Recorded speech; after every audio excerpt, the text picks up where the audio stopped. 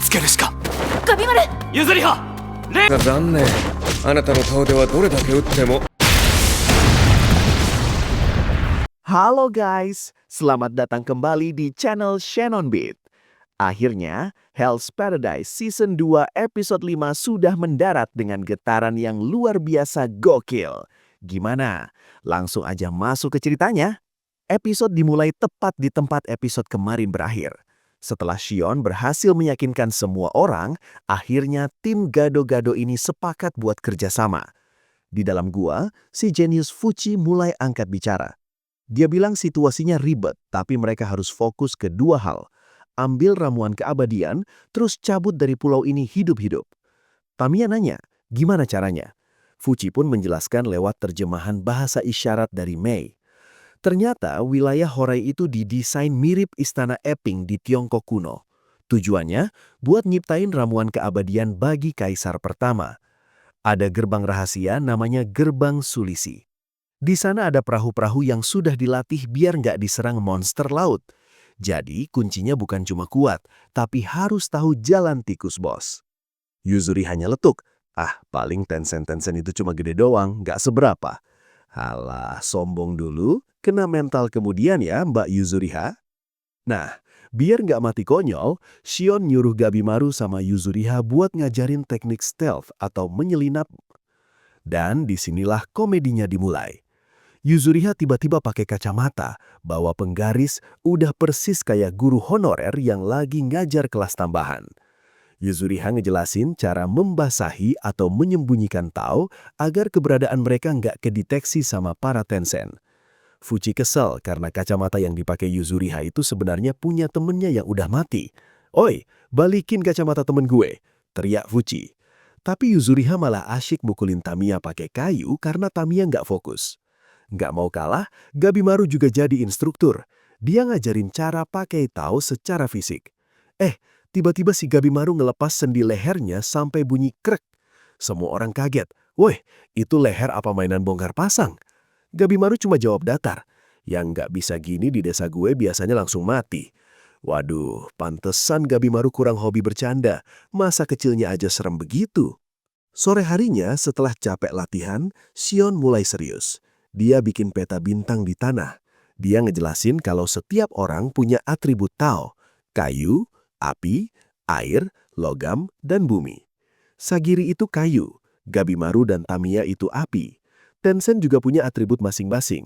Juva itu api, Taufa itu kayu, dan Rien si bos besar itu atributnya air. Shion ngejelasin hukum alam. Ada restorasi, saling memperkuat, dan hindering, saling melemahkan. Jadi kalau lu lawan Tencent yang atributnya lemah lawan lu punya kesempatan menang. Tapi kalau atribut lu yang lemah, mending lu lari sekencang mungkin kayak lagi dikejar debt collector. Mereka dibagi jadi dua grup eliksir, penyelinap, dan grup kabur, pengaman jalan.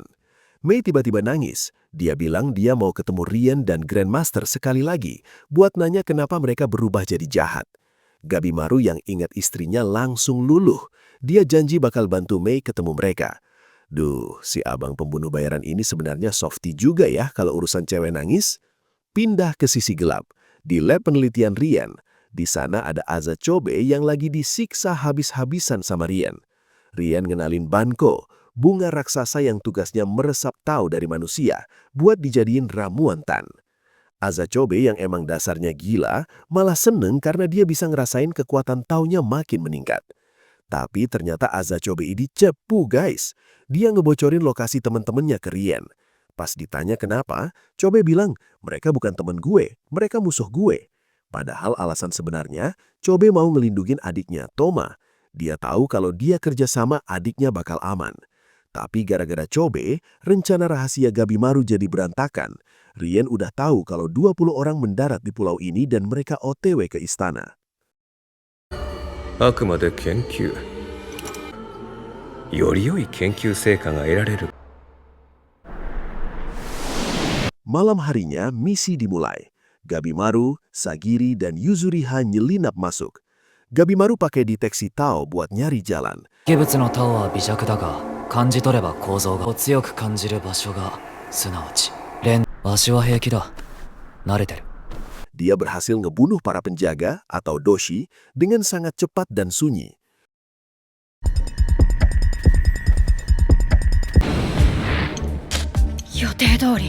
Pas mereka buka pintu lab tempat ramuan eliksir berada, bukannya nemu botol ramuan, mereka malah nemu si Rien yang lagi duduk manis ngopi.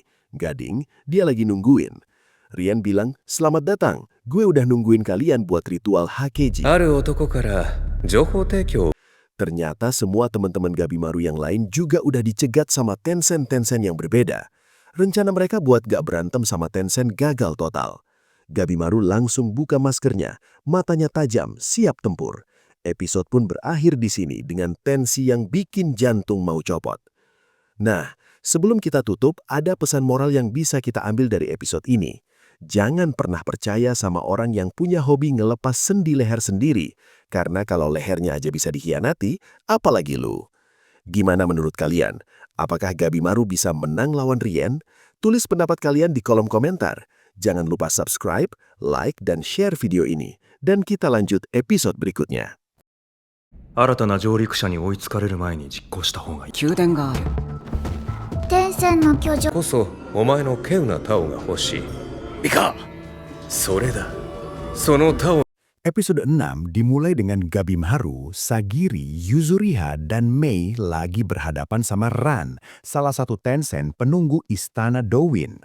Ran ini sombongnya minta ampun. Dia bilang rencana penyusupan Gabimaru itu sampah dan gak guna. Kita dibawa ke flashback sebentar. Sagiri nanya, gimana kalau rencana sembunyi-sembunyi kita gagal dan ketemu Tencent? Jawaban mereka, ya larilah. Tapi Gabimaru punya rencana B. Rencana B itu simple. Kalau nggak bisa lari, ya hancurin intinya, bunuh Tencentnya, terus cabut dari pulau. Kedengerannya gampang ya. Padahal lawan Tencent itu kayak lawan bos terakhir pas level kita masih kroco. Ran ini ternyata hobi olahraga fisik. Dia nyuruh Mei, adiknya yang paling kecil, buat balik ke pelukan kakak-kakaknya. Dia sombong bilang kalau ramuan keabadian alias Tan yang sempurna udah hampir jadi berkat bantuan manusia, yaitu si Azachobe. Mei yang udah mulai punya perasaan manusia akhirnya berani bicara. Dia bilang dia mau pamitan sama kakak-kakaknya dan mau cabut dari pulau ini. Ran yang dengar itu langsung mode galak. Dia bilang, "Oke dek, kalau itu mau lo, berarti lo bakal jadi tumbal ritual Hakeji Fokosho." Nah, di sini ada plot twist kocak. Ternyata Ran ini desainer interior. Dia ngerubah tata letak castle pakai ilmu Feng Shui. Bagi Marude kakak yang tadinya nyari istana Renten, malah nyasar ke istana Dowin karena bangunannya dipindah-pindahin lewat manipulasi Tao. Bener-bener Tencent merangkap arsitek ya. Baku hantam pun dimulai. Gabimaru nyuruh Sagiri bawa Mei kabur buat nyari ramuan, sementara dia dan Yuzuriha yang nanganin Ran. Kenapa Yuzuriha? Karena Ran itu atributnya air dan Yuzuriha itu tanah. Secara hukum alam, tanah bisa nahan air. Tapi masalahnya, Ran ini pintar. Dia memental-mentalkan taunya jadi kayak serat otot yang keras banget. Gabimaru nyebutnya armor Tao. Mau ditebas gimana pun, Ran gak luka sedikit pun. Yuzuriha aja sampai kesel. Ini Tencent pada gila semua apa gimana? Gabimaru tetap maju. Kena pukul berkali-kali sampai nempel di tembok, tapi dia nggak nyerah. 手は確認できた。ついで。 Pindah scene sebentar ke tempat ritual. Di sana ada Rien, bos besar Tencent, lagi duduk manis. Ternyata si Azachobe ini cepu kelas kakap. Dia ngasih tahu semua nama dan atribut temen-temennya ke Tencent. Chobe bilang, itu bukan temen gue cuma mau nyelamatin adik gue, Toma. Berkat info dari Chobe, para Tencent udah nungguin kelompok Shion di istana Taisok dan kelompok Fuji di istana Bocha. Rien benar-benar ngerencanain pembantaian lewat ritual ini. Dia udah tahu kalau Shion alias kayu bakal kewalahan lawan Jujin alias air, dan Fuji alias logam bakal mampus lawan Taufa alias kayu. Benar-benar strategi yang bikin kita pengen teriak, "Woi Chobe, tega amat lo!" Balik lagi ke duel Gabimaru versus Ran. Gabimaru sadar kalau cara biasa nggak bakal tembus. Dia ingat pelajaran dari Shion dan Yuzuriha tentang aliran Tao. Dia nyoba teknik countering. Caranya, dia nyelarasin nafasnya sama nafas musuh, terus pakai kekuatan musuh buat nyerang balik. Dan boom, Gabimaru berhasil mendaratin satu pukulan telak ke muka Ran sampai berdarah.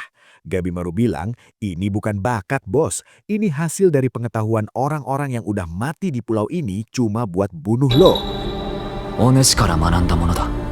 他を薄めた分、自分の防御もよ。 Ran sempat kaget, tapi yang namanya juga Tencent, dia malah makin senang dapat lawan seru.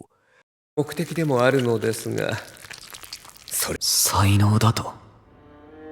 これ。 Lagi asik-asiknya duel, Yuzuriha datang dengan gerakan ninja super cepat dan ngebelah badan Ran jadi dua. Tapi bukannya mati, Ran malah berubah jadi wujud Kishikai alias monster bunga jagat raksasa. Transformasi ini serem banget bos. Ran versi bunga ini bukan cuma kuat, tapi tetap pinter teknik bela diri. それほどの男、それほどの手で種を増やし、海を渡って Gabimaru dan Yuzuriha langsung dibikin jadi samsak tinju. Pukulan bertubi-tubi datang kayak hujan badai. Yuzuriha kena hantam sampai perutnya berdarah. Gabimaru juga udah hampir pingsan. Di tengah rasa sakitnya, Gabimaru ingat istrinya lagi. Dia sadar kalau make tahu berlebihan itu bisa motong umur dia sendiri. Tapi dia nggak punya pilihan. Ran mau nyerang Yuzuriha, tapi Gabimaru malah nangkis serangannya pakai batu. Gabimaru bilang ke Yuzuriha, lo lari aja biar gue yang tahan. Lo harus hidup karena lo satu-satunya yang atributnya bisa lawan dia. Nah, di sini Yuzuriha dapat karakter development. Si cewek yang tadinya bilang gue cuma mentingin nyawa gue sendiri, malah narik Gabimaru buat kabur bareng. Dia nggak mau Gabimaru mati sendirian. Tapi Ran terlalu cepat. Dia nangkep mereka berdua dan ngasih serangan brutal terakhir ke Gabimaru. Gabimaru benar-benar dipukulin sampai babak belur. Episode berakhir dengan kondisi Gabimaru yang kritis banget. Gila ya, Tencent yang satu ini emang beda level. Gimana menurut kalian? Apakah Gabimaru bakal dapat kekuatan baru atau malah di-save sama Shion? Pesan moral hari ini, jangan pernah nantang desainer interior yang bisa ngerubah rumahnya sesuka hati. Apalagi kalau dia bisa berubah jadi kembang 7 rupa jagat raksasa. Dan buat kalian, jangan jadi kayak Chobe ya. Masa nama teman sendiri di absen buat dijadiin tumbal, itu namanya temen makan temen alias temen jadi tumbal. Jangan lupa like, komen, dan share ya kalau kalian suka recap ini. Sampai jumpa di video selanjutnya. Bye-bye.